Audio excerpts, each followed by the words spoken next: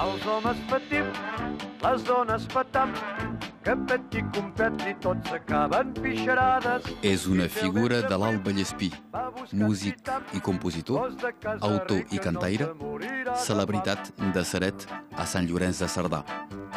És en Lluís Torrent, que va descobrir la música en acabat la Segona Guerra Mundial. Però fan com les guilles. Bé, es diria que la música aquí n'hi havia molt poca, la música francesa se sentia poca cosa. El que va haver acabat quan va ser l'alliberació, quan els alemanys van partir d'aquí, van començar a fer venir cobles d'Espanya.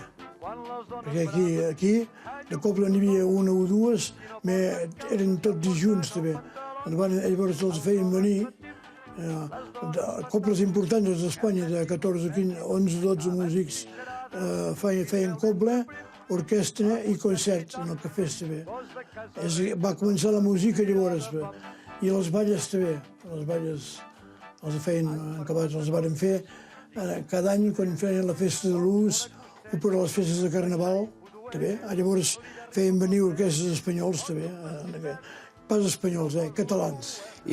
I vos vau aprendre música tot sol? Sí, tot sol, sí. Com és això? Com se fa? Tot sol, perquè la música m'agradava. Jo quan era petit, ja patapim, patapam, ja sempre seguia músics i anar escoltant música sempre, sempre. Autodidacta absolut, en Lluís Torrent sap tocar una desena d'instruments. Acordió, piano, tible, bateria, flabiol, baix i teclats, i més encara. El 1961 va muntar una orquestra, després una cobla. Més tard va començar una carrera de cantant.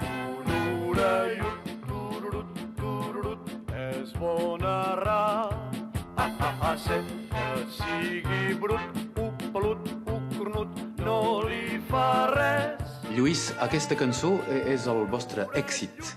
És una cançó que va sortir l'any 72. Era per riure, era fort de riure per tothom.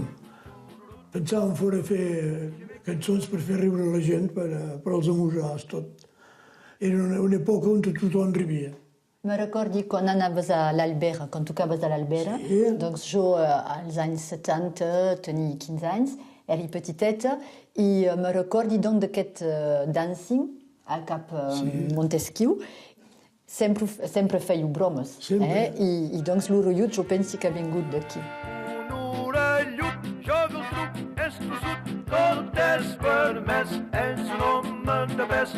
Un dia me va arribar a una ràdio que era una ràdio lliure de l'època, n'hi havia moltes, un home que coneixia, Lou Torrent, se deia. I me va arribar amb aquell disc que me deien, escolta, t'escuti parlar, t'escuti cantar, de cops a la ràdio, com això són els discs. Jo tinc un, se diu L'Orellut. Són bertranades i m'agradaria que el passesses, i això va devenir el número 1 de l'hit parada català. La gent, tothom telefonava per demanar l'Orellut i cantar, Claude, canta-nos l'Orellut. No era jo que cantava, era sobretot en Lluís Torrent que cantava. En Lluís Torrent, amb una vida artística riallera i trepidant, és una fotografia de les 30 glorioses, el temps de la bonança del segle passat, d'un temps i d'un país. I ja m'he que ja rebut